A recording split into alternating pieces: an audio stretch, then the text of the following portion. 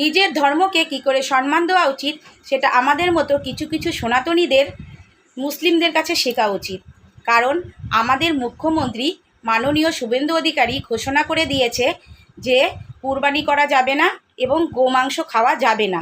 এতে কিছু কিছু মুসলিম ভাই বোনেরা সোশ্যাল মিডিয়ায় বলেছে যে আমরা গরু কুরবানি করব না এবং গোমাংসও খাবো না।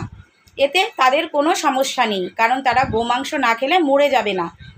এতে তাদের যেহেতু সমস্যা নেই, কিন্তু আমাদের মতো কিছু সনাতনীরা যারা গরু ব্যবসায়ী তাদের প্রচুর ক্ষতি হয়ে যাবে নাকি, তাই তারা আন্দোলনে নেমেছে।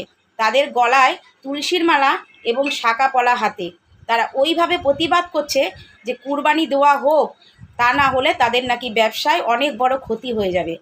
তাহলে বুঝে নাও যে এরাই সনাতন বিরোধী। আর মুসলিমরা কখনো শুনেছো যে মুসলিমরা শুয়োর পুষেছে শুধু হিন্দুদের খাবার জন্য? কখনো শোনোনি। তাদের ধর্ম সবার আগে, তাই তাদের ধর্মকে তারা সম্মান করে। আর আমাদের ধর্ম, যেরকম আমাদের ধর্মের মানুষেরাই গরু পুষছে শুধু কুরবানির জন্য, মুসলিমদের জন্য। তাহলে বুঝে নাও যে আমাদের ধর্মের লোকেরাই ধর্মবিরোধী।